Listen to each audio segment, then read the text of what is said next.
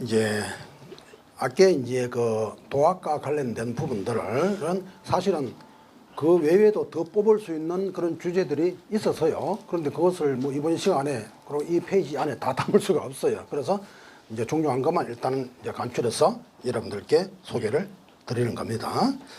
자, 그다음에 이제 일본에는 이제 효제와 관련되는 거라 했죠. 전필재 선생과 그 부친 강호 선생이 천하 효자라는 건 다 들어보셨죠. 3년상 뭐 이것은 그분들이 철저히 지켰고 그 당시만 해도 그것은 일반화되지 않는 전혀 생뚱맞은 짓이에요. 그런데 그분들은 주자의 소학 가래에 입각해서 왜?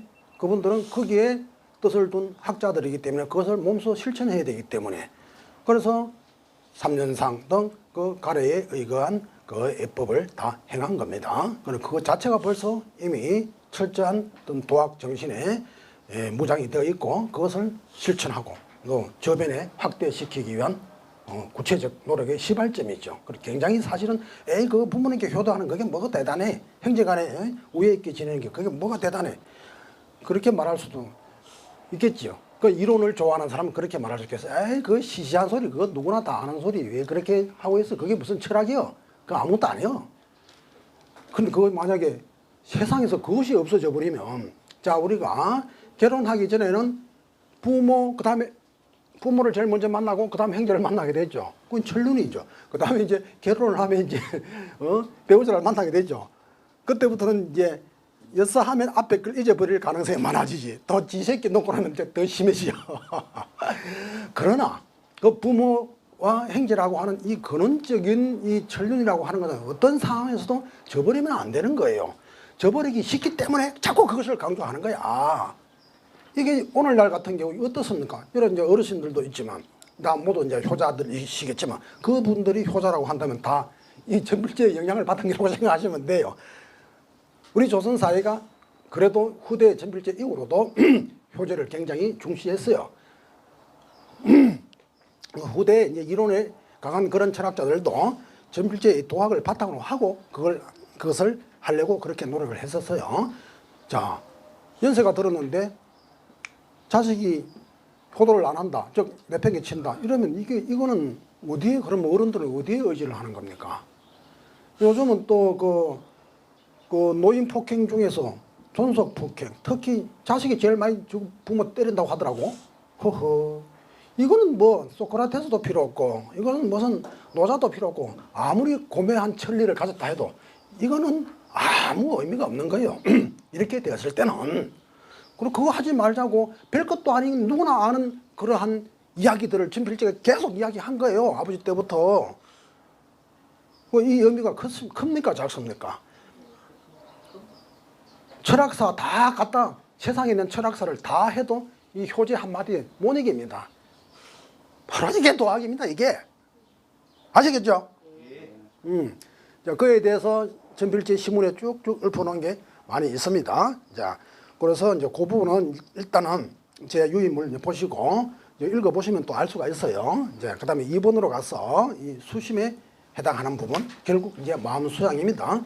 자, 이 부분에 대해서는 조금 이제 같이 검토를 해봐야 조금 이해가 또 될 수 있고 그래요. 전필재를 우리들은 이 전혀 제가 알기로는 저는 이걸 연구하면서 깜짝 놀랐어요. 자신감이 생겼어요. 정말로 원래 자신감이 있었지만 자신감이 더 생겼어요. 절대로 기죽을 그런 전필재가 아니다 이거예요. 내가 이걸 쓰면서 절실히 더 느꼈어. 뭐 이기설, 뭐 사칠 그런 거 몰라도 상관없어. 이미 그것의 뿌리가 여 속에 다 녹아 있다는 이야기죠. 자, 전필재를 두고 심학이라고 하는 단어를 쓴 게 제가 현재 앞으로 연구 중이니까 현재로는 심학이라고 하는 게 요게 이제 그 중종실록에 보면은 성종 그게 있어요. 저 밑에 보면 뒤에 넘기면 어디냐 하면 뒷페이지에 넘기면 중종실록 12년에 그러니까 제일 위에 줄입니다. 유인물 제일 위에 줄 보면 주로 보면 23번 주석이고 그러면 중종실록의 남곤의 말에서 볼 수 있다. 뭐 신이 글을 배우기 시작한 뒤로 심학을 하는 자가 없고 다만 김경필, 정여창이 김종직에게서 배워 마음을 닦는 학문을 했고 끝내 실천했다고 합니다. 그리고 뒤에 줄에는 남곤이 이제 직접 목도는 못했지만 우리는 그런 평을 있다는 걸 저는 알고 들었습니다. 그렇게 이야기를 했어요. 그러니까 심학이라고 하는 전필제를 두고 그분들이 했던 학문들을 심학이라고 이야기를 하는 겁니다. 일단 심학이란 그 단어가 등장하는 걸 보셨죠? 아마 또 다른 데 찾아보면 있을 수도 있어요. 자, 그래서 앞으로 다시 돌아오셔서 자, 이 마음이라고 하는 것이 지금은 현대에 우리 뭐 유학뿐만 아니라 다른 많은 그 학파에서도 마음에 대해서 굉장히 큰 화두로 삼고 있습니다. 결국은 뭐 모든 것은 마음의 문제지. 모든 것은 마음의 문제예요. 그럼 마음이 있고 난 다음에 행동이 있고 우리 삶이 있고 또 우리 무리가 있어지고 그렇게 되지 않겠습니까? 마음은 또 내 몸의 주인공이에요. 그래서 마음에 대한 이 성찰, 이 공부가 바로 시작이요 끝입니다. 공부의 시작이요 끝이 바로 마음 공부고 모든 것은 마음 공부 안에 포섭이 다 됩니다. 행동이 안 되면 그거는 마음 공부가 안 된 거예요. 행동은 누가 시키는 거죠? 내 마음이 시키는 거죠. 마음 공부가 됐다는 것은 마음 기반도 됐지만 행동까지 되어 있다는 이야기예요. 얼마나 대단한 이야기입니까? 여기 말이 필요 없어. 그래서 구구한 이론이 필요 없어. 그래서 초기 도학자들의 문집에는 철학적인 내용이 별로 안 들어있어요. 불태워서 없어져 버린 탓도 있지만 실제로 사실상 그게 없다고 해서 전혀 이상한 게 아니에요. 왜? 마음으로 깨닫고 몸으로 실천하는 학문인데 어제 입당할 찢는 입으로 하는 학문을 할 것이냐 이 말이요. 그것은 우리 불교 선종에서 그 선사들을 그 삼엄한 기상 보셨죠? 그 사람들은 그 오직 화두에 오매 이르려 해서 그게 매달릴 뿐이요. 나머지 뭐 이론이 이런 거 다 깡그리 다 잊어버립니다. 오직 그게 집중하고 그래서 어느 날 깨침을 얻는다. 그렇게 이야기를 하는 것이죠. 그래서 내가 직접 체득하고 직접 내 몸화시키는 이것이야말로 진짜 학문이다. 야 앉아서 천지 이치를 논하는 것은 그것은 우리 조선 역사에서 많이 보셨죠. 그 뭐 역적이다 소인이다 하는 사람들도 그거 잘합니다. 예? 그러나 소인 역적이 이게 이 심학 이거 발판에 나온 효재충신 잘하는 사람은 잘 없어요. 효재충신 잘하면 역적 되겠어요? 역적 소인 되겠냐고. 그 무엇이 진짜 학문입니까? 그렇게 따진다면 이론 속에 학문이 들어있습니까? 여러분? 없는 것도 아니지만 그게 다라고 생각하면 큰일입니다. 이게 본말이 전도된 거예요. 그래서 학자가 아무리 말해도 세상은 안 맑아지는 거예요. 무슨 공부를 그렇게 하느냐 이것이. 거꾸로 하는 거예요. 껍데기 공부한다 이 말이에요. 글이 필요 없고 말이 필요 없는 거예요. 그거 다 하고 그 다음에 글이 필요하고 말이 필요한 거예요. 그 자체가 아무 의미가 없다는 건 아니고 오해는 하지 마시고 내가 체득하고 내가 실천하고 내 끝화되었을 때 이것을 드러내는 것 이것이 진정한 글이다 이 말입니다. 준필자도 계속 그렇게 말하지 않았습니까? 도를 바탕으로 한 글이 나와야 된다 하지 않았습니까? 그리고 궁극적으로 그것이 일체가 이루어져야 된다 그렇게 논파하셨거든요. 그러니까 우리 이제 유학에서의 심학이라고 하는 것은 불교의 심학과는 또 조금 다릅니다. 이제 서로 그게 달라요. 그래서 서로 비방할 것도 없어. 이제 불교에서는 이 마음 심적 시불이다. 마음이 곧불어 부처다. 즉 마음을 깨쳐서 깨침의 학문이에요. 불교 마음을 깨치는 거예요. 유학은 뭡니까? 마음의 세계를 체득해서 뭡니까? 실천지로 나오는 거예요. 그게 다른 거예요.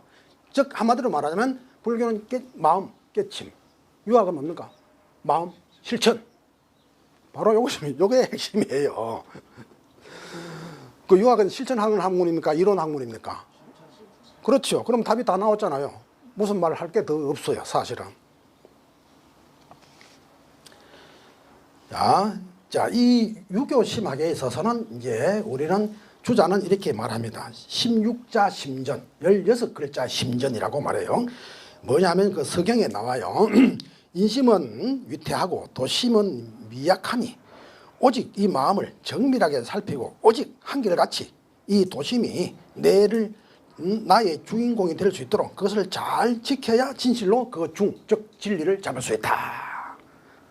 여기 이제 한자로 하면 인심 유이 도심 유미 유정 유일 윤지 글죠. 자, 이게 16자 맞죠? 사자 16자. 그 주자는 이것이 바로 그 유가 심하게 뿌리다. 그렇게 16자 심전이라고 이야기를 하는 겁니다.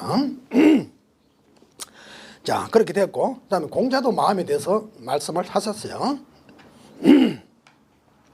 자, 마음이라는 건 말이죠. 잡으면 있고, 놓으면 사라지니. 이것을 이제 조존사망이라 그래요. 넉자 사자성어로 밑에 한자 있죠. 조적 존하고 사적 망하고 그랬죠. 잡으면 놓고 놓으면 사라지니.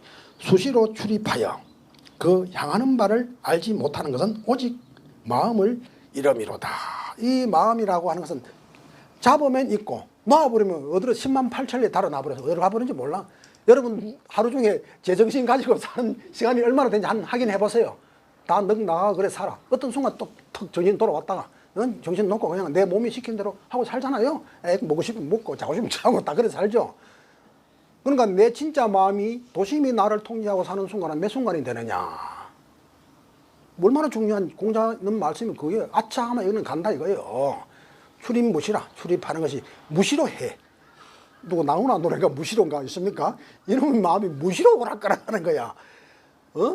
그래 이 마음이라는 게 내 몸의 주인공이거든. 비행기로 말하면 조종사란 말이에요. 이 조종사가 무시로 밖에 나가 들어왔다. 그럼 비행기 혼자 어디로 간단 말이요? 그죠? 내 마음이 달아나부르면 내 몸은 어디로 간단 말이요? 그 위험하다고 공자가 이제 지적을 하는 겁니다. 그 다음에 맹자에 오면은 이 마음에 대해서 굉장히 이야기를 많이 해요. 여러 가지 마음에 대한 말이 굉장히 많이 있습니다. 그 중에 대표적인 것만 하나 말씀드리면, 맹자는 학문의 도는 다름이 아니라 달아난 마음을 구함했다. 얼마나 중요한 겁니까? 방심이 되어 있는 것을 다시 끄집어 와. 그러니까 아까 공자식으로 말하면 잡으면 있고 놓아버리면 없어지는데 잡아와라 이 말이에요. 구방심. 우리 그래요. 구방심 이거 얼마나 중요한 겁니까? 본정신 차리고 살아라 이거야. 그래 본정신에 오면은 그것은 뭡니까? 옳고 그러고 모든 거 판단할 수 있고 일 처리하는 것도 땡겼다가 밀었다가 모든 게 오차 없이 척 절도에 맞게 진리에 맞게 처치할 수 있다 이 말이에요. 구방심. 이 한 세 글자로 말하면 구방심 이렇게 해도 돼요. 구방심 이걸 평생 화두로 삼아도 내나 그 속에 사서상경이 다 들어있는 겁니다. 마음밖에 또 무슨 진리가 있는 겁니까? 자, 그 다음에 이제 주자로 넘어가 보면, 주자는 마음은 신명의 집으로 일신을 주재한다. 그래 한자로 하면은 심시 신명지 산이위 일신지 주재라. 그래 일신지 주재가 된다 했죠. 요거 포인트 요거 알면 됩니다. 일신지 주재, 위 일신지 주재, 일신의 주재가 된다. 무엇이? 마음이. 그러면 내 한 몸을 주재하는 이 주재자가 달아나거나 아프거나 누워있거나 그러면 어떻게 됩니까? 안 되죠. 그러니까 제 기능을 다할 수 있도록 해야 된다 이거죠. 그래 해야 사념, 악념, 잡념에 안 들어가고 마음이 맑으면서도 제 정신 바짝 차려서 이것을 내 비행기를 잘 조종해 갈 수 있게 된다는 이야기입니다. 이게 이제 성리학에서 즉 원시 유교부터 주자학까지 쭉 내려오는 마음에 대한 이론인데, 이것만 해도 엄청 양이 많아요. 이건 제가 딱 대표적인 한 구절을 뽑아서 말한 것이지 실제로 그거에 대한 논의를 한 것은 한도 없이 많습니다. 자, 이 마음이 내 일신을 주재하는 주인공이다. 주인공. 자, 주인공이 자기의 어떤 그걸 이제 우리 학문적 용어로 말하면 주재성이라고 하죠. 주재성. 주재하는 능력을 확보하고 있어야 되거든. 이 마음이. 조금 전에 이야기 들어보니까 그렇죠. 마음이 달아나면 안 되죠. 그래서 깨어 있어야 되는 거라. 이건 불교에서도 많이 그렇게 이야기하죠. 깨어 있어야 한다. 예.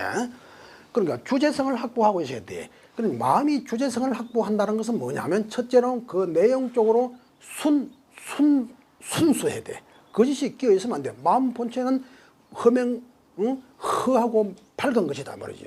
본체대로 가 있어야 되고, 그 다음에 기능적으로는 모든 사태에 순발력이 있게 그 순간 탁탁탁 대응할 수 있게끔 하는 어떤 판단 능력을 가지고 있어야 돼. 그러면 순수하고 판단 능력을 가지고 있어야 된다 이죠.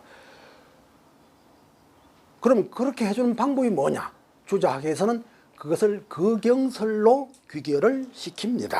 거경설. 이것도 자, 그 살것자입니다.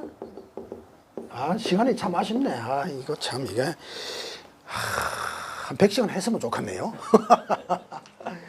이거 할 말이 하늘 태산같이 많은데 이게 다 저도 나름대로 해본다고 체험도 해보고 나름대로 요령도 얻어보고 뭐 그래서 그래 했던 겁니다. 그래서 할 말이 있긴 한데 뭐 시간이 제약되었으니 어쩔 수 없네.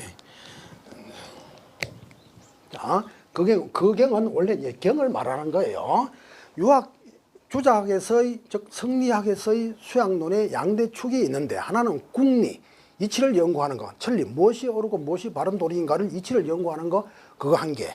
그 다음에 내 마음, 조금 전에 말했던 것처럼 이 마음이 주제성을 확보하게 하는 것, 즉 마음이 마음 구실을 할 수 있게 하는 것.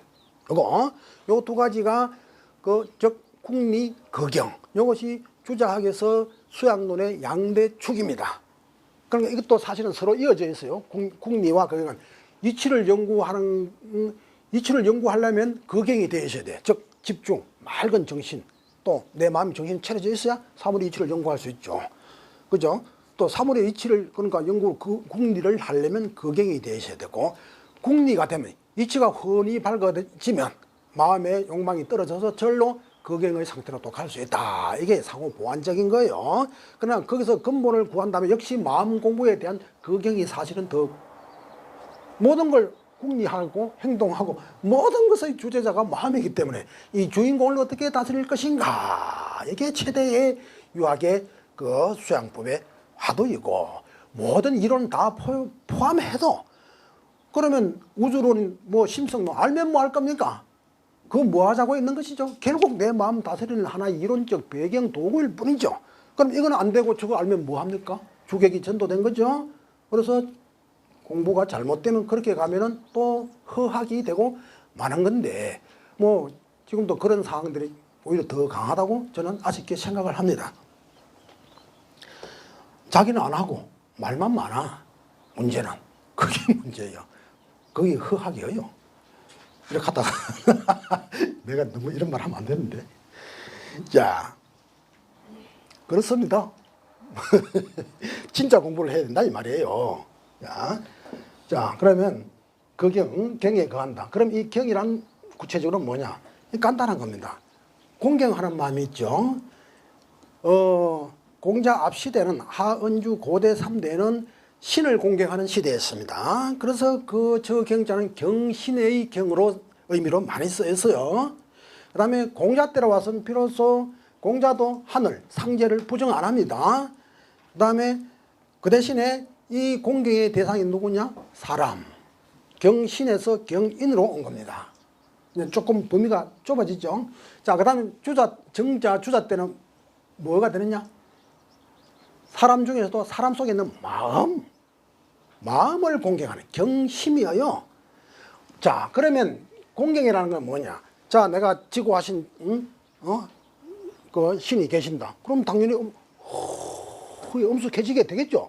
까불 수 없잖아요. 그럼 마음이 엄숙해지죠. 그러면 정신이 쭉 차려지거든. 맞죠?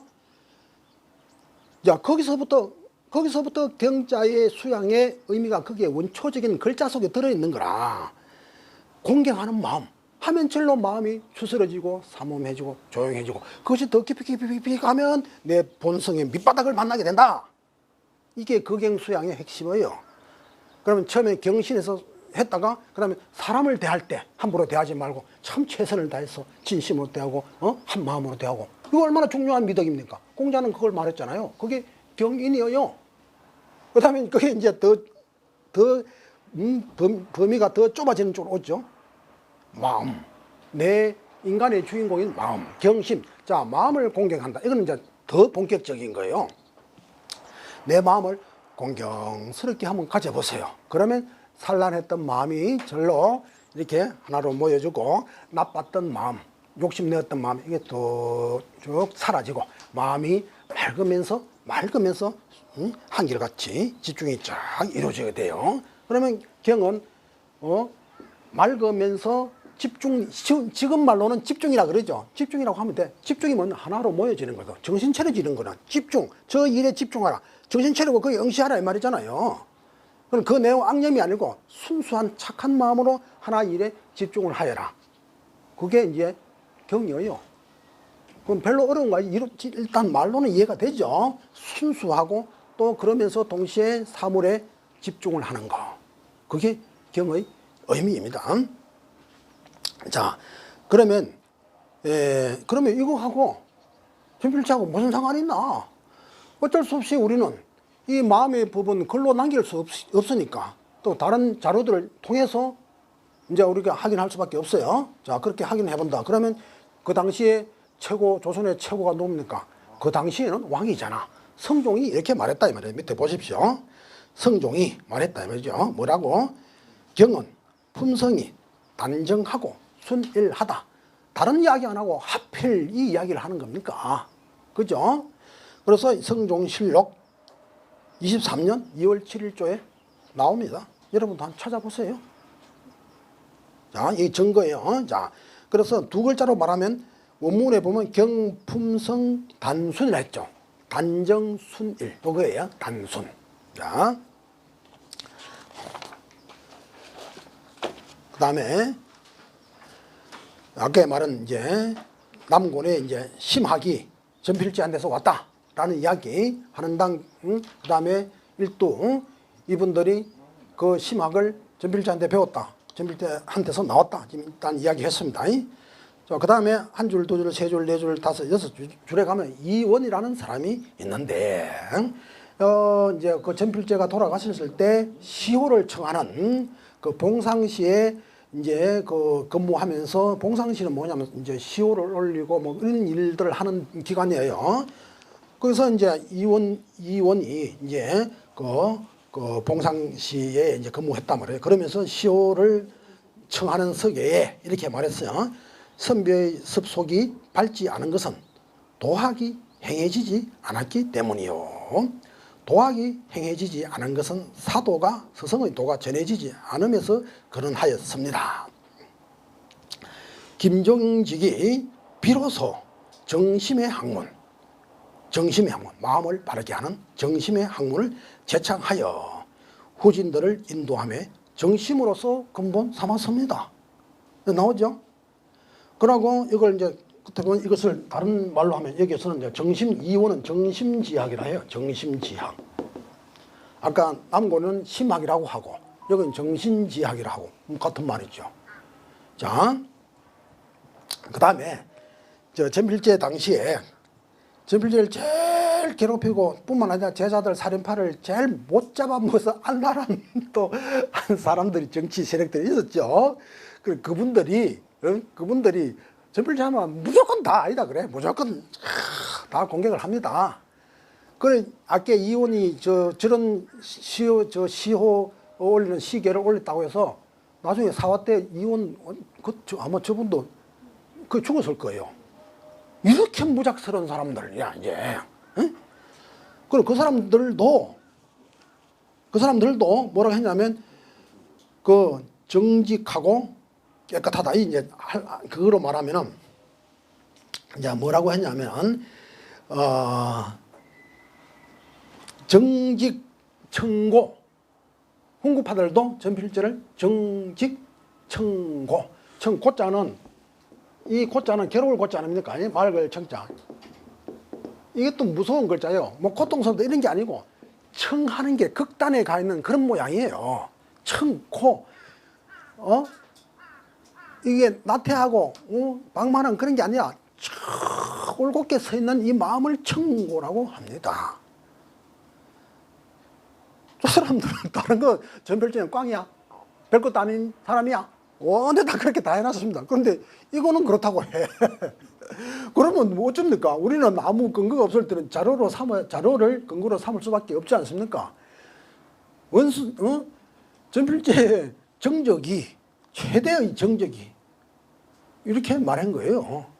정직청고하다 했고 당시에 제일 임금이 경은 뭡니까? 단정하고 순수하다 했죠. 또 그 다음에 시호를 올리는 글에 정심지약을 한다고 했죠.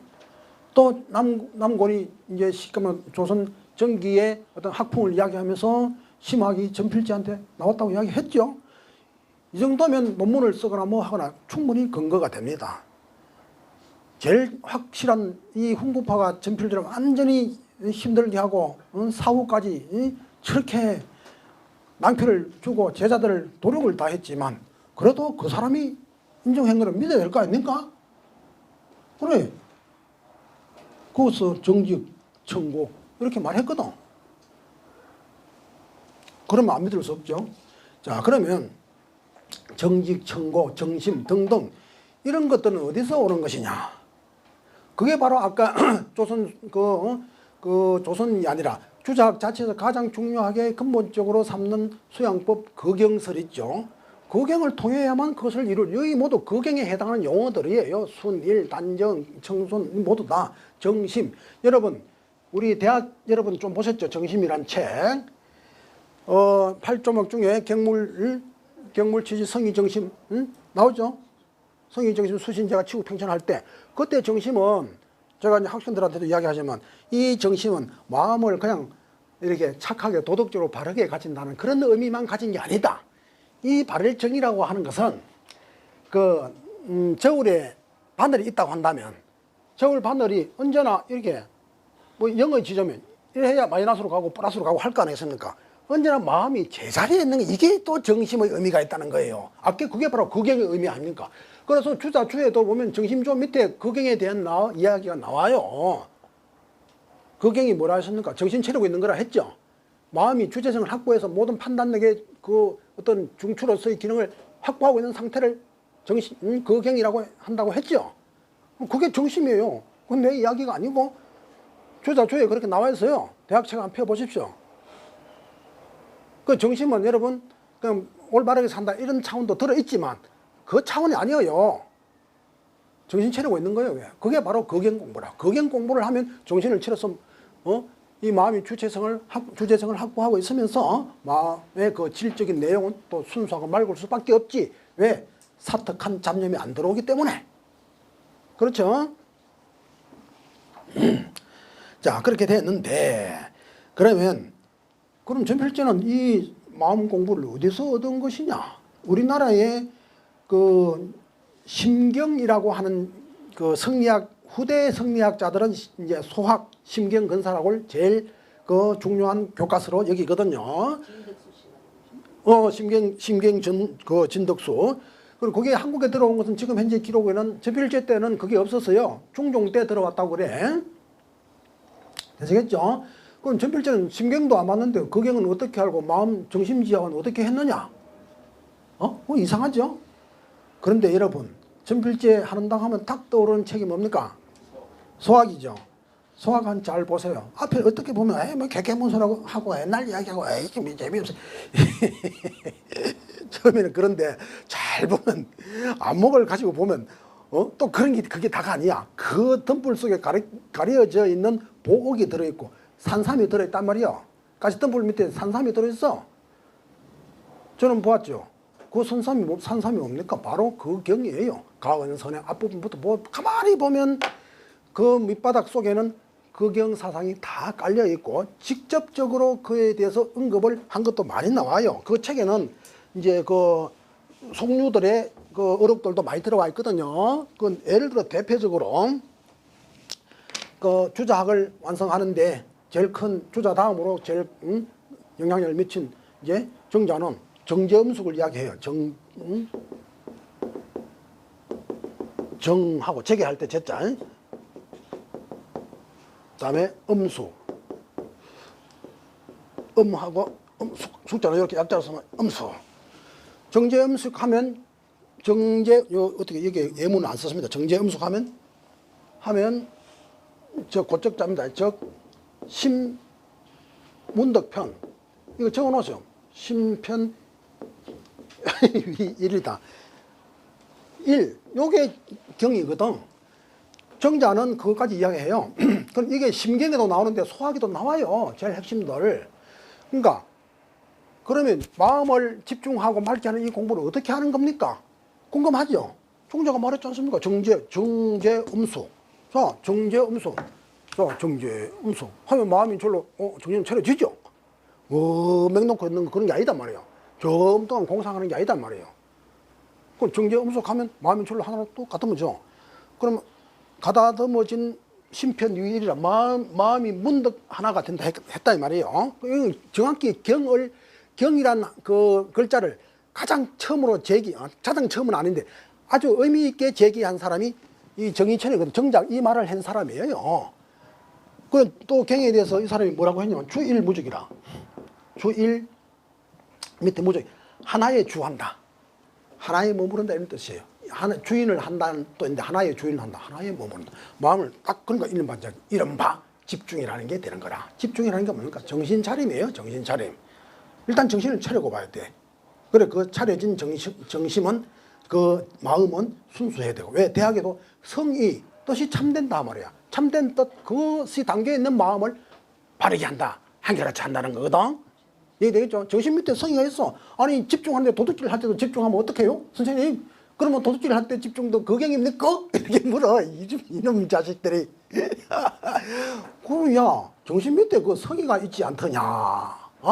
뜻을 참되 선을 구하려고 하는 진정한 뜻 그걸 가져야 한다고 말하지 않았느냐. 이미 거경 집중을 말했지만 그 속에는 순수성이 이미 확보되어 있는 거예요.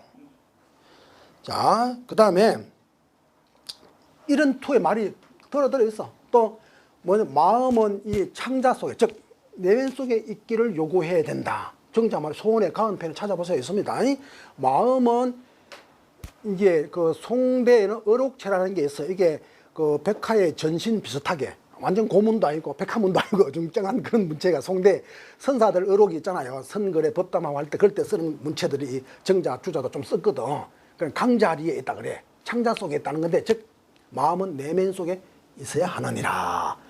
정작 이거 말고도 많이 있어요. 대표적인 말만 또 그중에 그 심잠이라는 또 글이 또 수학 속에 들어있거든. 범중의 그 심장. 응? 그래 그것만 해도 충분하거든. 심잠의 내용 그것만 해도 이미 심학 공자 명자 그거 다 들어있어. 이미 요즘 다 들어있다고. 이미 충분하지. 그러니까 이 수학을 행동 법칙으로도 보지만은 그걸 더미를 떨치고 가만히 보면 행동은 뭐에서 나온다? 마음에서 나오죠. 결국 마음을 근본으로 삼는 그 내용도 수학 안에 들어있는데 그걸 간과해버리면 그냥 아이고 고리타분하고 캐캐묵은 옛날 소리만 하네 오락할 수 있다 이 말입니다. 그럼 이 보는 안목이 있어야지. 그래서 아마 그랬던 것 같아요. 자, 그 한원당이 이미 나이가 들어서 전필재 선생이 그때 40 몇 살 때 함양 군수를 했거든요. 그때 한원당이 그 글을 배우러 왔단 말이에요. 함양 군수할 때 곽성화라고 한 분하고 그때 말로는 이렇다 그래요. 한태지 창녀문집 한태지 집 엄청난 문장가이죠. 그걸 배우러 왔다는 거야. 이거 수학 물리치고 수학 배워라 이렇게 해버린 거예요. 그러면 그때 아마 한원당이 뭐 20대는 넘어서 한 30대가 뭐 이 그 무릎 이렇게 됐겠지. 뭐 정확히는 소년은 아니라 이미 어른이 됐어요. 어른이 된 사람한테 수학을 딱 10살 때 배우는 수학을 딱 갖다 주네. 옛날 서당에 뭐 8살 때만 배워야겠지 이제. 그러면 한당이 그러면 수학 안 배웠겠습니까? 그때도 이미 뭐 글 짓고 뭐 할 줄은 다 아는데 그걸 안 배웠겠어요? 기본 공부 다 했지. 그걸 했는데 전필재가 내려준 수학을 또 읽고 전필재한테 수학을 또 배워나니까 이게 옛날에 배웠던 그 수학이 아니네. 그래서 급기야는 하하 내가 전날에 한원당 시에 있잖아요. 내가 전날에는 천기를 알지 못한다. 하늘 천기운기 천기가 도예요. 천기를 알지 못했는데 수학책을 읽고 전날에 그릇되었음을 이제서 깨달았네. 그러니까 전필재가 하하 이게 참 대학문일 그런 깃털이로다.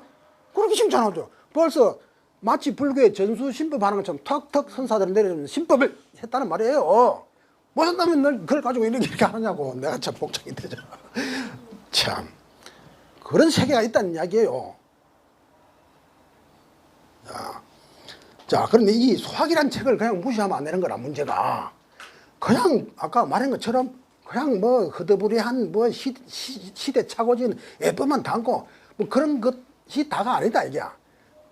물론은 뭐 어떤 부분에서는 그럴 수도 있겠지. 그거는 그렇게 감안하고 그 시대는 그랬으니까 그렇게 했다는 거를 감안하면 되죠. 그런데 그 밑바닥에 전체를 일맥감통하고 있는 것은 바로 신법이다 이 말입니다. 소학만 해도 이미 심경의 차원이 되어 있어요. 그런 안목을 안 보니까 자꾸 엉뚱한 소리를 하는 게야. 네? 내 안목이 안 열리니까 경을 보면 뭐합니까? 너는 보면 뭐하고 주여 보면 뭐합니까? 눈이 안 열렸는데 지가 뭔가 깨닫지 못하시니까 그러면 글을 보면 뭘 글을 봐도 그 글에 불과해. 그건 전필제가 읽었던 소학은 읽었던 게 아니고 소학을 읽었던 게 아니고 소학을 깨달은 거죠. 그건 한원당도 옛날에는 소학을 읽었는데 소학을 깨달은 사람한테 소학을 배우니까 소학을 깨달아 버린 거라. 그래서 천기를 알았다고 한다 이 말이에요. 그 얼마나 무시무시한 말들입니까? 이게 아무도 하늘 땅 이 세상 인간들이 모르는 그 사이에 몰래 주고받는 그 신법이 있었다는 이야기입니다. 자, 또 이제 이런 게 있죠. 이제 또 페이지를 넘기면 이제 도학 시에 대한 것은 지금 시간이 어떻게 됐습니까? 제가 하다 보면 시간이 막 가는 줄 모르고 가는 줄 모릅니다. 야, 이거 어떡합니까, 이거? 그 안에 거는 내가 이 기본 정신을 말씀드리면 양이 어차피 많은 거예요. 이거 몇 달 해도 소화해야 될 내용이라. 어차피 읽어보시면 이해가 될 거예요. 제가 맥을 다 짚어서 말씀드리니까. 자, 이왕이면 저를 만나서니 그러면 이 경공부는 뭐냐? 이건 책에도 안 나오고 아무 데도 안 나오는 이야기입니다. 이런 것들이 중요한 거 아니겠습니까? 책에 나오는 거 책 보면 되지 뭐. 누구는 뭐 눈이 없나? 눈 있는 사람 책 보면 될 거 아니겠습니까? 그건 지식적인 것은 그 다음 차원이에요. 그러면 조선 선비들, 뭐 이제 태율 그 사람들도 그분들도 경에 대해 엄청 많이 해서 그 앞에 보면 이제 이 시대 전필제의 말은 경경경 막 이렇게 내세지는 안 했어요. 그래도 그에 대한 경에 대한 말들 함량이라는 공부 이런 이야기들이 나와요. 그럼 또 주자 때가 뭐 다 그렇고 이미 이제 소학에 이미 경이라는 내용이 들어 있어요. 그러면 이 경은 어떻게 하는 거냐? 이게 이제 생활에서 늘 집중하고 정신 차리고 요것도 있지만은 이것도 하나의 수련법이 있어요. 이게 이제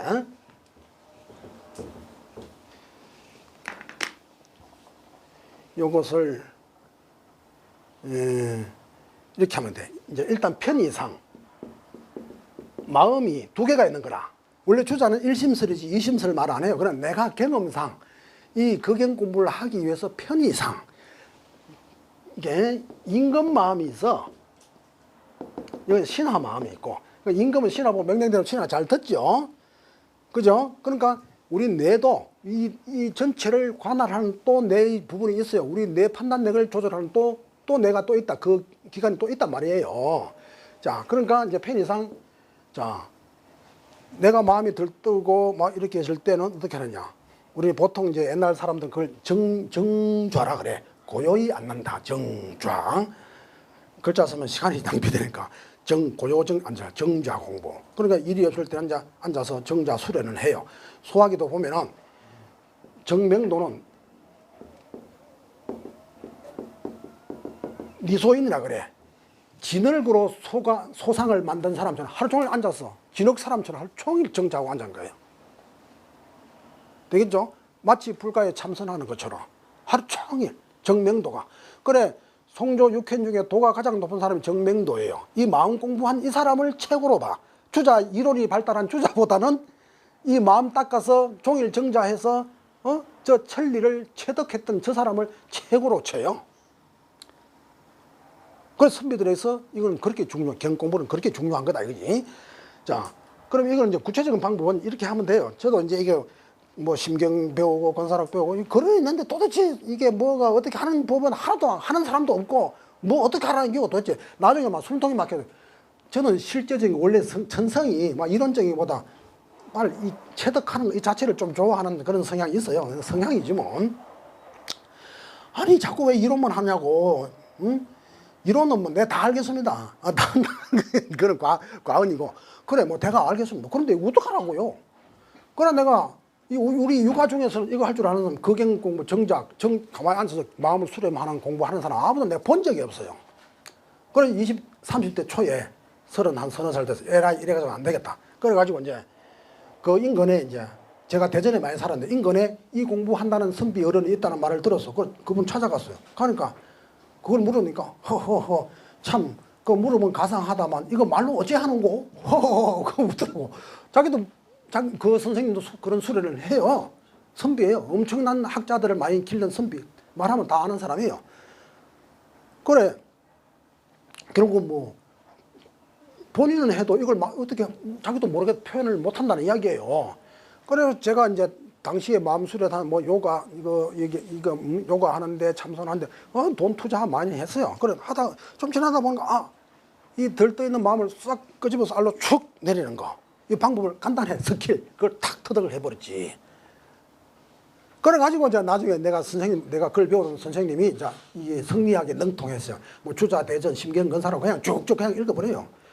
그리고 선생님 그때 이제 마침 내가 이제 결국은 내 선생님한테 물었죠. 선생님 구경 공부 어찌 합니까 하니까 그 선생님 아신다는 젊었을 때 그래 하셨다잖아. 그 당신께서 20대까지 서당에서 그 공부를 우리 했다는 거야. 그건 지금은 흔적도 없어져 버렸거든. 이 애석한 일이야. 그리고 또 다른 데 제가 어디 한 교회에 이제 강의를 하러 갔는데 그 정교님이 이 강의를 끝나고 나니까 그 정교님도 지금 뭐 한 80, 얼마 90쯤 됐겠지 이제 살아계신다면 그분도 서당에서 이런 걸 공부를 했다는 게라. 그럼 결국은 경공부는 다 했는데 지금은 없어. 이제 거의 마지막 선배 되었건 지금은 거의 없어. 아무도 하는 사람이 없어. 그래가지고 이제 이게 기법은 이렇습니다. 이렇게 하나의 방법상으로는 자 눈을 감고 조용히 우리 병원 가면 뇌파가 뚝뚝뚝뚝뚝뚝뚝 사라지죠. 그런 이미지를 빌리면 돼. 이제 일단 있으면 이게 일상생활에서는 우리 파장이 베타파예요. 거칠은 파장이야. 막 싸우고 먹고 살고 뭐 하고 막 이 생존에 일어나는 이 뇌파의 수준을 베타파라 그래. 그다음 좀 내려가면 그 이제 알파파가 나와. 그게 잠재의식 수준이에요. 쭉 내려가면 무의식이야. 그 이제 파장이 일어나지 않아. 그러니까 베타파에서 쭉 알파에서 쭉 내려 세탑 이 제일 밑으로 쑥. 이 무심의 경지예요. 이게 집중하는 공부예요. 그럼 요거는 이제 예를 들어서 간단하게 보면 내가 이제 이거는 지금 왜냐하면 이 공부를 실감 있게 말씀드리 이제 뭐 이론으로 실컷 들어보셨죠. 책 보면 다 나와요. 진짜로 해보자 이게야. 그래서 이제 일단 옛날 공부는 이 유학에서는 꿇어앉는 게 원칙이에요. 꿇어앉는 게. 지금은 양반다리 하고 뭐 쓰는 게 있지만 불교에서는 참선 가부좌 하잖아. 그래 우리 유학에서는 선생님한테 글 배울 때도 꿇어앉고 저는 나이 30몇 살 글 배울 때 선생님 꿇어앉아 배워요. 선생님 바로 앉아라 하면 앉지. 어디다 퍽 지금은 괜찮고 어디든지 꿇어앉는 거라. 어디 손님 집을 가도 꿇어앉아 가서 어른이 팽기 앉게 하면 괜찮습니다 하고 팽기 앉으라고 막 하면 그때 이래하는 거지. 내가 인사 가서 그만 양반들이 푸대 앉으면 그만 오는데 소문 다 납니다. 저는 뭐 어디다 저런 족속이 다 있냐고 큰일 날지야. 요새는 뭐 그런 것도 없지 뭐. 그게 꼭 좋다는 게 아니고 그만큼 어른에 대해서 마음을 공경스럽게 가진다는 꿇어앉는다는 게 얼마나 힘든지 알아요? 꿇어앉는 게 벌 아닙니까? 자, 그래 어른들 앞 꿇어앉는 거죠. 제사 지내고 이제 우리 이렇게 하고 이제 문하고 이렇게 할 때 그것도 꿇어앉고 그래 하잖아. 우리 정자 공부할 때도 이렇게 내가 나중에 선생님한테 배워서 다른 데서 마음 이렇게 수렴하는 법을 배우고 와서 다시 내 선생님한테 물으니까 그거 이래 하는 거다. 선생님이 진짜 배웠어. 가르쳐 다 알고 계신 거라. 내가 선생님을 무시한 거지. 이 노인네 뭐 책만 보지 아무것도 모를 기다. 이렇게 하고 이제 밖에 가서 돈 투자해서 배웠단 말이에요. 이렇게 장괴 꿇어앉는 것은 하늘을 대하되 대월상제라 그러거든. 그 경제잠이라는 책에 꿇어앉아. 그러면 이랬으면 우리가 구부러진다고 허리를 딱 세우고 그럼 이렇게 하면 허리가 똑바로 서요. 그래 이제 눈을 반개하고 나 선생님 배운 대로 그대로 이야기하면 그래요. 눈을 반개하고 또 참선하는 거 좀 요가 선도하는 거 좀 비슷하기도 해. 이제 혀를 위로 천장에 붙이고 그래 이제 여기까지야. 여기까지. 그러면 이제 마음을 안으로 수습하는 거. 요거는 요런 방법을 쓰면 돼. 요런 방법.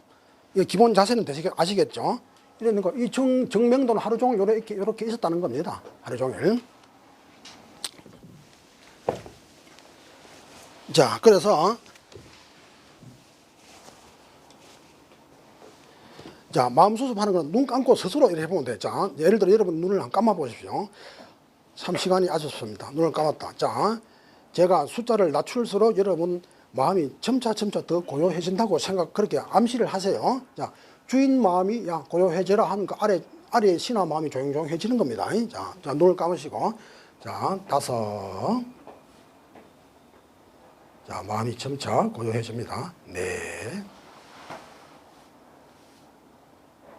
또 셋. 더 고요해집니다. 2. 하나. 침묵. 자, 마음이 조용해집니다.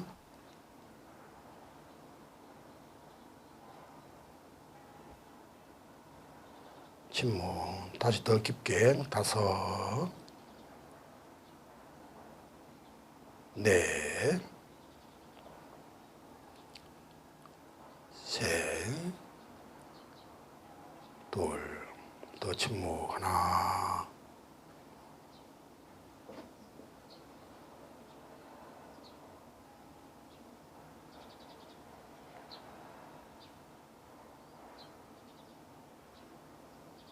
침묵.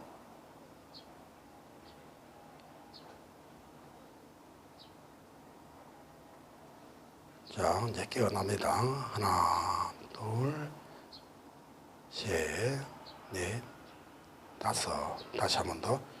하나, 둘, 셋, 넷, 5. 이제 눈을 뜨십시오. 자, 마음이 조금 조용해졌습니까? 더 복잡해졌습니까? 이게 1시간 쭉 있으면 나중에 자기 초월로 들어가. 그래 이게 유교고 불교고 도가고 노자고 모조리 다 하나로 만나는 지점이에요. 괜히 말로 이렇게 하는 서로 추구하는 목적이 다. 불교는 깨달음, 유교는 윤리의 실천. 노장은 뭡니까? 자기를 잊어버리는 우주와 합의를 하는 거. 그게 다 다른 것이지만 일을 하는 속에 그게 다 결국 하나로 만나는 지점이 된다는 이야기예요. 이해되시겠죠? 이렇게 하는 게 옛날에 정자 공부의 하나의 방법인데 제가 방편상 이렇게 한 겁니다. 옛날 어른들은 어떻게 했는지 몰라. 그냥 무단히 그냥 정제음수 하거라. 이게 어떡하라니 이 구름자 낀 거야. 그래서 할 수 없이 내가 이렇게 밖으로 대외적으로 강의를 나가면 이런 방식으로 내가 시범을 보여줍니다. 여러분도 이렇게 하시면 골 복잡하다, 스트레스 받는다, 일하다가 막 힘든다 그러면 하루에 5분이라도 스스로 그렇게 해보면 마음이 다시 정화가 되고 차분해져. 그렇게 차분해져 있는 상태에서 갑자기 막 흥분하고 이런 건 잘 없을 거 아니에요. 조용히 가면 계속 조용하게 차분하게 주제성의 확보가 돼서 매사 처리하는 것도 차분해지고 모든 게 화날 일 있어도 요만큼 나고 말고 슬픈 일 있어도 요만큼 되고 지정신 차리가 있기 때문에 폭동을 안 한다 이 말이에요. 이해되시겠죠? 그렇게 마음 수행 공부를 했다는 겁니다. 이 시에 보면 전필제 공부에도 맥으로 그런 내용들이 들어있다는 거예요. 수학 그 텍스트로 삼았던 수학 자체가 그런 책이기 때문에 수학은 단순히 행동만 말하는 책이 절대 아니라는 것을 알고 계셔야 돼. 밑바닥에는 가시덤불 아니요. 그 행동도 아름다운 거예요. 아름다운 그 행동들 그 밑에는 보면 마음의 세계에 대해서 터치한 부분이 있는데 그걸 간과하다 보니 놓쳐버린 거라 이 말이에요. 그건 엉뚱한 소리 하는 게 이제 수학에 이미 심경이 다 들어있어요. 자, 그래서 요 이제 사실 요거 심학 이 자체만 듣더라도 이거 어마어마한 겁니다. 자, 그 다음에 또 하나만 더 이 정필제 심학에 대해서 하나만 더 이제 기심 하는 김에 확실하게 해야죠. 그거는 뭐 누구나 다 해 이런 식으로 말하면 안 되잖아요. 그렇기 때문에 기틀 기장 기심이란 게 있어. 기심은 이거는 기교를 부리는 사특한 마음이에요. 그럼 아까 정심하고는 정반대되는 마음이죠. 그래서 정필제는 저 기심에 대해서 몇 번이나 이야기를 했어. 그 시 내에. 그래 보면은 저 열자에 보면 이제 이 내용이 열자에 보면 어느 총각이 있었는데 강가에 그 갈매기들하고 잘 놀아. 그런데 아버지가 저 아들한테 야 너 갈매기하고 잘 노니까 그거 한 마리 좀 잡아오너라. 뭐 약해 먹게. 이렇게 하고 이제 강가에 갔더니 보통 때는 갈매기들이 이 총각하고 잘 놀았는데 저놈을 잡아야지 하는 마음을 가지고 가니까 갈매기가 뭐 귀신같이 알고 다 달아나 버린 거야. 그 마음을 기심이라고 그래. 뭘 하려고 하는 의도를 가지고 수작을 부려보려고 하는 그 마음이 기심이라. 이거 없어져야 되는 기라. 그럼 그게 순이라. 그래서 이걸 외가에서 열자라는 책에서 빌려온 거지만 이제 우리 유학식으로 뭐 이거 없어도 돼. 순일하게 하라는 거 그러면 되잖아요. 그런데 이게 표현을 저쪽 걸 빌려와서 설득을 하는 거죠. 그래서 이제 뒤에 보면 이 기심의 반대가 아까 경을 통해서 얻을 수 있는 게 성이거든. 성. 성이 진실무망이에요. 한마디로. 경을 통해서 얻을 수 있는 마음의 도덕적인 상태는 진실무망, 즉 성이거든. 어떤 공능적인 영향은 집중, 하나에 딱 레이저를 쏘아서 이를 정확히 판단 처리해내는 거. 그 두 가지 효험이 같이 있는 거죠. 그리고 기심은 이 성과 반대되는 말이에요. 그래서 이제 이 천필제 시에 이런 게 있어요. 19절만 여기서 19절 구경만 해봅시다. 하나, 둘, 셋, 넷. 이 함양 군수에 있을 때 지은신데 저주를 둘러싼 산수간에서 병든 수령은 스스로 기심을 잊는다. 그 주 28쪽 나오는데 이 페이지를 제가 안 달았습니다. 주 28쪽을 28번을 보세요. 주 28번 찾았습니까? 그에 해당되는 이제 그 원문을 보세요. 저주를 이거는 이제 그 함양을 이제 저주라고 표현. 저주는 원래 중국의 동네 이름인데, 자 저주를 둘러싼 산수간에서 병든 수령은 그래서 많이 또 아팠지 전필제가 스스로 기심을 잊는다오. 그 기심이란 말이 나왔죠. 그 기심을 버려야 된다. 또 그 다음에 조금만 내려가면은 이제 주 29번에 해당하는 거 보면 기심을 잊으면 그만인 걸 어찌 힘들게 신선을 사모하랴. 찾았습니까? 기심을 잊어버리면, 그러니까 기심을 주의하는 거지. 기심을 잊어버리면 저절로 모든 게 끝난단 말이야. 잊으면 그만인 걸 어찌 힘들게 신선을 구하려 할 게 뭐 있나. 신선이고 무엇이고 기심을 버리는 그 순간 다 끝난다는 이야기지. 됐죠, 그죠? 그래서 기심을 제거해야 된다 이거야. 또 그 다음에 이제 이제 주로 말하면 30에 해당되는 거죠. 자, 그 주 찾으면 천명을 믿으면 바람이 다시 순해지고 기심을 잊으면 악어도 길들일 수 있다네. 그러니까 이 전필제는 기심을 버리라. 사특한 그 마음을 버려라.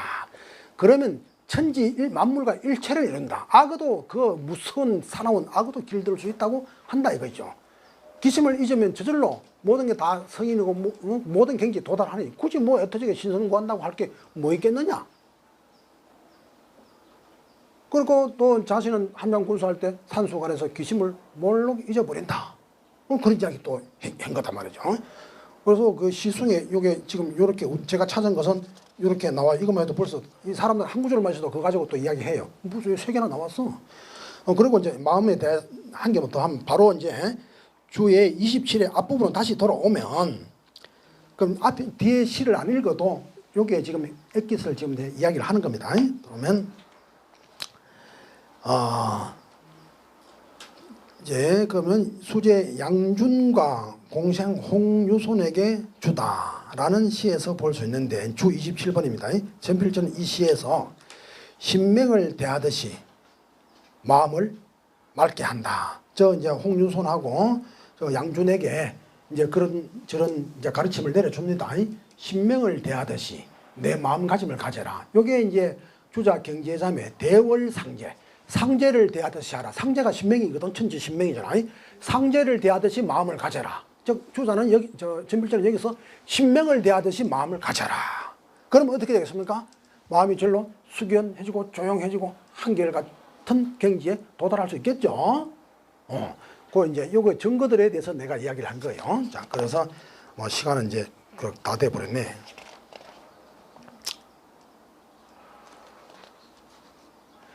그러고 이 작품은 약간 소개, 이거 다 아니고 몇 개만 제가 소개했거든요. 요거는 시간이 아쉽습니다. 뭐 어쩔 수가 없네. 요거는 여러분 읽어보셔도 될 것 같아요. 자, 마지막으로 딱 한마디만 이제 도체의 체득. 요거 도체의 체득. 요게 뭐냐면 이제 도체를 체득한다는 것은 천인 유교의 궁극적인 목적은 천일합일이에요. 이거는 뭐 불교도 마찬가지라. 불과 인간이 하나가 된다. 인도 종교에서는 뭡니까? 힌두교에서는 브라만이 내재된 아트만과 합의를 이루는 게 그게 정수예요. 그럼 모든 고등 종교의 고등 가르침의 핵심은 우주의 절대적인 어떤 체계가 있는데 그것이 우리에게 내재되어 있다고 하는 거야. 내 가슴 속에. 그래 우리 유학에서는 본성이라 그러잖아. 그 성을 활성화시키면 그 길이 바로 저 하늘에 도달하는 길이다. 맹자의 존심 양성이 소위 사천야라.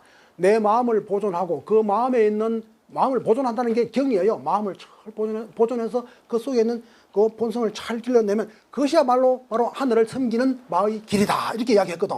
그 천인합일이잖아. 이게 이 전필제의 도체 이야기에도 그런 게 나와요. 소학의 세소 응대, 물 뿌리고 마당 쓸고 진퇴하고 응대하는 일반적인 범절. 이게 이 가운데 뭡니까? 지극한 도리가 다 들어있다는 이야기라. 그래서 도체가 오묘하고 한 것 같지만 거기에 도달할 길은 공자가 말했잖아. 하하기 상달. 아래로 배워서 도달할 길밖에 없다는 거예요. 그래서 전필제가 물 뿌리고 마당 쓸고 소학, 효제 충시 이걸 중시한 거예요. 그거 말고 무슨 방법으로 비행기 타고 올라갈 겁니까? 뭐 타고 올라갈 겁니까 도대체? 길이 없어요. 우리의 행위적인 이 삶, 사소한 행위적인 이 삶, 이걸 떠나서 어떻게 할 수 있는 길이 없어. 주자도 이렇게 말했거든. 그 이론, 오묘한 이론을 만들어낸 그 주자도 극저평제에 있습니다. 지극히 평범한 한 곳에 유지고묘저도로 지극히 고묘한 도리가 그게 들어있다고 한단 말이에요. 하기 상달. 아래로 배워서 위에 하늘에 도달한다. 이 이야기 있죠? 그다음에 주자는 그 이론 철학가라고 볼 수 있어요. 그 오묘한 그 이론을 지어낸 주자도 지극히 평범한 곳에 지극히 고묘한 도리가 들어있다. 그럼 우리 유학의 본질은 뭡니까? 결국 실전 철학이잖아요. 그게 근본한 가운데 지극한 경지, 깨달음의 세계요, 도의 세계요, 하나님의 나라에 도달할 수 있는 길은 오직 땅바닥밖에 없다는 이야기입니다. 그 전필제 그걸 강조한 거예요. 뭘로? 텍스트는 소학 가래로. 충분히 자격이 있죠. 그리고 자, 그러한 내용들은 어디 보면 관어대부라고 하는 쪽에도 나 있고 시에도 한두 군데 보여요. 그 관어대부에 보면 내가 이러한 도체를 겪고 체득하겠다 라고 하는 그런 그 열망들을 이렇게 표현을 해놓고 이 인물에 들어 있습니다. 저 도체를 겪고 체득하겠다는 열망들이 들어있어요. 그런데 이미 전필제 알잖아. 도체가 도가 그런 말 모르는 줄 알았죠, 여러분. 그냥 뭐 밑에 밑바닥 생활 이런 거 이야기하는 줄 알았죠. 그거 아니라 다 알아. 근데 그 갈 길은 말이 필요 없어. 세소응대, 효제 충시 말고는 길이 없다는 걸 이미 알아버리니까 구구한 이론이 뭐가 필요하냐 이런 이야기예요. 그래서 사람들이 후세 사람들이 말하는 식으로 뭐 천리에 대한 걸 말 안 했다고 말할 필요가 뭐 있습니까? 말한 게 오히려 나는 그건 잘못된 거라고 생각해. 옛날에 정명도, 도가 제일 높은 정명도는 자기가 평생 지었던 책을 불살아버렸어요. 쓸데없는 찌꺼기라고. 어? 옛날 또 도를 통한 선사들은 책 다 불 다 태워버려. 그게 예사예요. 꼭 그 뭐 이론적인 그것만 가지고서 뭔가를 그 사람을 평가하려고 하는 것은 이것은 진짜 공부의 세계를 알지 못하는 거야. 진짜 공부의 세계는 말이 필요 없는 거예요. 하면 다 알고 끝나는 거지. 그게 무슨 말을 붙이면 볼수록 사족이고 진리의 본래의 세계와는 10만 8천리 아득히 우주처럼 멀어져 버리는 것이 바로 이 진짜 공부의 세계이라는 것입니다. 자, 그러면 오늘은 전반전은 여기까지만 하고 또 식사를 맛있게 하시고 그 다음에 들어봅시다. 네, 수고하셨습니다.